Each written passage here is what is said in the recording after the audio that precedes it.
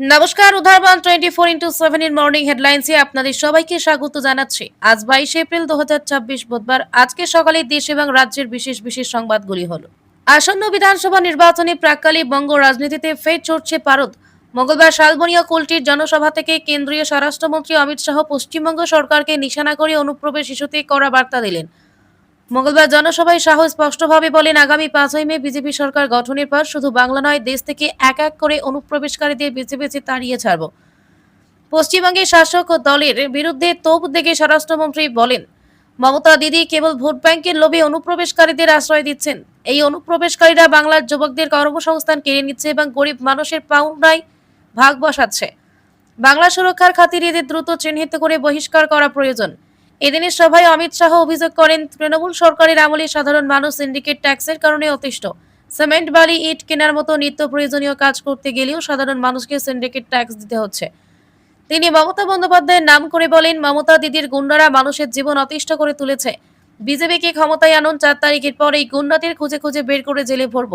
ভোটারদের ভীতি প্রদর্শনের অভিযোগ তুলেও তীব্র আক্রমণ করেন শাহ। তিনি তৃণমূলের উদ্দেশ্যে সরাসরি হুঁশিয়ারি দিয়ে বলেন, মমতা দিদির গুন্ডারা কান খুলে শুনে রাখো, 23 তারিখে যদি কোনো ভোটারকে বিরক্ত করো তাহলে 5 তারিখের পর তাদের উল্টো ঝুলিয়ে দেওয়া হবে। পাশাপাশি আমফানের ত্রাণ ও কেন্দ্রীয় প্রকল্পের সুবিধা গরিব মানুষের কাছে পৌঁছাচ্ছে না বলে অভিযোগ করেন তিনি। অমিত শাহের দাবি, মোদিজি আমফানের সময় 3000 কোটি টাকা পাঠিয়েছিলেন, কিন্তু সব টাকা তৃণমূলের গুন্ডারা খেয়ে নিয়েছে। রেশন বা পাকা বাড়ির সুবিধাও তারা পৌঁছে দিচ্ছে না। বিজেপি ক্ষমতায় এলে গরিবের এই টাকা লুটকারীদের কাছ থেকে সব হিসেব বুঝে নেওয়া হবে। ব্যারাকপুরের এক জনসভা থেকে ফের বিজেপি এবং কেন্দ্রীয় বাহিনীকে তীব্র ভাষায় আক্রমণ করলেন পশ্চিমবঙ্গের মুখ্যমন্ত্রী মমতা বন্দ্যোপাধ্যায়। রাজ্যে বিজেপি বহিরাগতদের নিয়ে এসে অশান্তি ছড়ানোর চেষ্টা করছে বলে অভিযোগ তুলেছেন তিনি।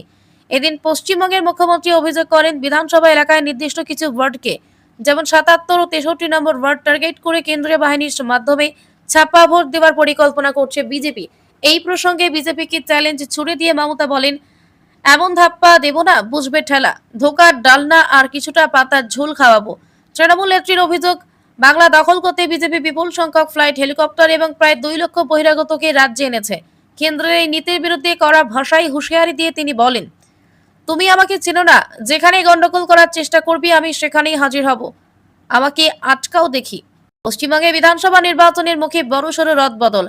ভোট গ্রহণের 48 ঘন্টা আগে নন্দীগ্রাম বিধানসভা কেন্দ্রে পুলিশ পর্যবেক্ষক পরিবর্তন করল নির্বাচন কমিশন। এতদিন এই দায়িত্বে ছিলেন হিতেশ চৌধুরী, তাকে সরিয়ে নতুন পুলিশ পর্যবেক্ষক হিসাবে আসাম পুলিশের আইজিপি অখিলেশ সিংহকে নিয়োগ করা হয়েছে। আগামী 23 এপ্রিল বৃহস্পতিবার নন্দীগ্রামে ভোট গ্রহণ রয়েছে। অত্যন্ত স্পর্শকাতর এই কেন্দ্রে শেষ মুহূর্তে এই পর্যবেক্ষক বদল যথেষ্ট তাৎপর্যপূর্ণ বলে মনে করছে রাজনৈতিক মহল। কেন এই রদবদল তা নিয়ে কমিশন সরকারিভাবে কিছু না জানালেও অবিলম্বে নতুন পর্যবেক্ষককে দায়িত্বভার গ্রহণের নির্দেশ দেওয়া হয়েছে। সোমবার বিকেলে শিলং পেনুনশোলার ডাউকি সড়কের মাউলিয়েহ এলাকায় মর্মান্তিক দুর্ঘটনায় 2 জনের মৃত্যু হয়েছে। লেঙ্কিরদেম গ্রামের কাছে একটি বোলেরো পিকআপ গাড়ির ML05 AD 5514 ওপর হঠাৎ বিশালাকার পাথর ভেঙে পড়লে এই প্রাণহানির ঘটনা ঘটে। মৃতদের মধ্যে একজনের নাম ট্রেইবর থং থোহরেম, রিমাসার বাসিন্দা এবং অপরজন পেনুনশোলার পংতুং এলাকার বাসিন্দা। রাস্তা সম্প্রসারণে কাজ চলার কারণে এই সড়কটি বর্তমানে ঝুঁকিপূর্ণ হয়ে উঠেছে বলে স্থানীয়রা জানিয়েছেন। বৃষ্টির কারণে সোমবার রাতে উদ্ধার কাজ ব্যাহত হয়। এসআইআর প্রক্রিয়া নিয়ে পশ্চিমবঙ্গের মুখ্যমন্ত্রী মমতা বন্দ্যোপাধ্যায়ের বিরোধিতা তীব্র সমালোচনা করলেন রাজ্যের মুখ্যমন্ত্রী হেমন্ত বিশ্ব শর্মা। মঙ্গলবার শিলিগুড়িতে সাংবাদিকদের মুখোমুখি হয়ে তিনি প্রশ্ন তোলেন, যাদের নাম এই তালিকা থেকে বাদ পড়েছে তারা কেন রাস্তায় নেমে প্রতিবাদ করছেন না, অথচ মমতা বন্দ্যোপাধ্যায় অকারণে এই প্রক্রিয়া নিয়ে বিরোধিতা চালিয়ে যাচ্ছেন। হেমন্তের কথায় যাদের নাম এসআইআর থেকে বাদ দেওয়া হয়েছে তারা কি রাস্তায় নেমে বিক্ষোভ দেখাচ্ছেন? আসল ভুক্তভোগীরা প্রতিবাদ করছেন না, অথচ মুখ্যমন্ত্রী মমতা বন্দ্যোপাধ্যায় প্রতিবাদ করছেন। এরপরই আরো আক্রমণাত্মক ভঙ্গিতে রাজ্যের মুখ্যমন্ত্রী বলেন, এসআইআর এর বিরোধিতা করা হলে তা বাংলাদেশে গিয়ে করা উচিত, পশ্চিমবঙ্গে নয়। মূলত এসআইআর সংক্রান্ত বিতর্কিত বিষয়গুলো নিয়ে মমতা বন্দ্যোপাধ্যায়ের অবস্থানের বিরুদ্ধেই এদিন সুর চড়ালেন হেমন্ত বিশ্ব শর্মা।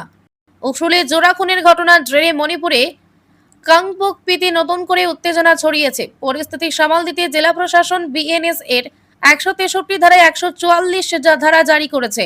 আজ সন্ধ্যা 6টার পর থেকে মহকুমায় কারফিউ জারি করা হয়েছে, যার ফলে সাধারণের চলাচলের উপর নিষেধাজ্ঞা আরোপ করা হয়েছে।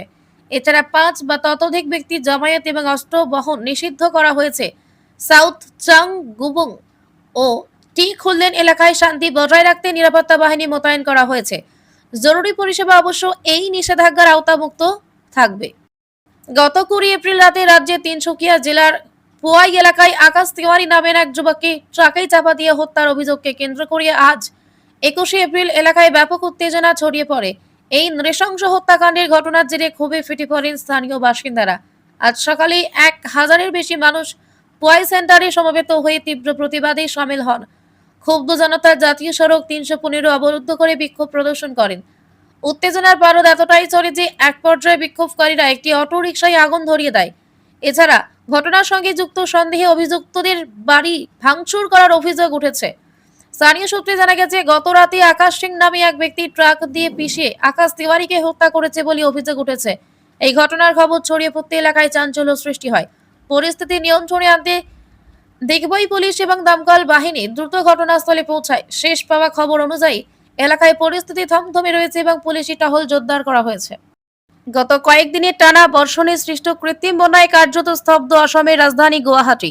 এই দুর্যোগপূর্ণ পরিস্থিতির মধ্যেই মঙ্গলবার আরও 3টি মৃতদেহ উদ্ধারের ঘটনায় শহর জুড়ে তীব্র চাঞ্চল্য ও শোকের ছায়া নেমে এসেছে। সব মিলিয়ে গত 48 ঘন্টায় বন্যার কারণে প্রাণ হারালেন মোট 4 জন। গত 19 এপ্রিলে প্রবল বৃষ্টির পর থেকে গুয়াহাটির বিভিন্ন এলাকা জলমগ্ন হয়ে পড়ে।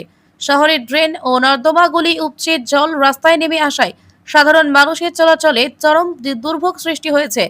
মঙ্গলবার উদ্ধার হওয়া মৃতদেহগুলোর মধ্যে রয়েছে দাতালপাড়ার বাসিন্দা অসীম। 19 এপ্রিল থেকে নিখোঁজ ছিলেন। মঙ্গলবার জ্যোতিখুচির ব্রহ্মপুত্র নদ থেকে তার দেহ উদ্ধার করে প্রশাসন। হাতিগাঁওয়ের নটবোমার বাসিন্দা এই যুবকের দেহ সৌকুচির বশিষ্ঠ নদী থেকে উদ্ধার করা হয়েছে। গারচুকের কাছেই পামই নদী থেকে আরও এক ব্যক্তির মৃতদেহ উদ্ধার করা হয়েছে। এর আগে 19 এপ্রিল রাতে মালিগাঁও এলাকায় রাস্তা পার হওয়ার সময় খোলা ড্রেনে পড়ে গিয়ে পায়েলনাথ দাস নামে এক তরুণীর মৃত্যু হয়েছিল। তার দেহ উদ্ধার করা হয় ঘটনার পরদিন। টানা বৃষ্টিতে মালিগাঁও, রুক্মিণীগাঁও, অনিলনগর, হাতিগাঁও এবং জু রোডের মতো গুরুত্বপূর্ণ এলাকাগুলো এখনো জলের নিচে। প্রশাসন ও এসডিআরএফ নিরলসভাবে উদ্ধার কাজ চালিয়ে যাচ্ছে। পায়েলনাথ দাসের মৃত্যুর ঘটনার পর রাজ্য সড়ক একটি উচ্চ পর্যায়ে তদন্তের নির্দেশ দিয়েছে। শহরের জরাজীর্ণ পরিকাঠামো এবং খোলা ড্রেনগুলোর বিপজ্জনক অবস্থার জন্য স্থানীয়দের মধ্যে তীব্র ক্ষোভ দেখা দিয়েছে। আবহাওয়া দপ্তরের পূর্বাভাস অনুযায়ী আগামী 2 থেকে 3 দিন আরও ভারী বৃষ্টির সম্ভাবনা রয়েছে, যা পরিস্থিতিকে আরও জটিল করে তুলতে পারে। এই অবস্থায় সাধারণ মানুষকে অতি প্রয়োজন ছাড়া বাইরে না বেরোনোর পরামর্শ দিয়েছে জেলা প্রশাসন। গোপন সংবাদের ভিত্তিতে অভিযান চালিয়ে কাছাড় পুলিশ শিলচরের রামনগর বাইপাস এলাকা থেকে বিপুল পরিমাণ মাদকদ্রব্য উদ্ধার করেছে। মঙ্গলবার রামনগর বাইপাসে একটি মহিন্দ্রা বোলেরো গাড়িতে তল্লাশি চালিয়ে পুলিশ 39টি সাবান কেসে রাখা প্রায় 456 গ্রাম ওজনের সন্দেহজনক হিরোইন জব্দ করে। এই ঘটনায় মাদক পাচারের সঙ্গে জড়িত থাকার অভিযোগে ফাহিম আহমেদ বড়ভূইয়া ও হানিফ আহমেদ লস্কর নামে 2 জনকে আটক করেছে পুলিশ। সোমবার রাতে কালবৈশাখী ঝড়ে লন্ডভন্ড উদ্ধারবন্দের বিস্তীর্ণ এলাকা গোসাইপুর, লাঠিগ্রাম, দয়াপুর সহ একাধিক এলাকায় ঝড়ের দাপটে বহু পরিবারের টিনের ছাউনি উড়ে গেছে। গাছ পড়ে বিদ্যুৎ সংযোগ বিচ্ছিন্ন হওয়ায় গোটা এলাকা রাতভর অন্ধকারে ডুবেছিল।